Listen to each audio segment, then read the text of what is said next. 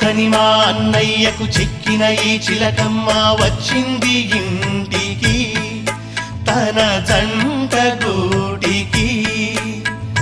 చిరునవ్వే సిరులంటూ సుగుణాలే నగలంటూ నిలుచుంది వాకిట ఈ మందార మాలిక.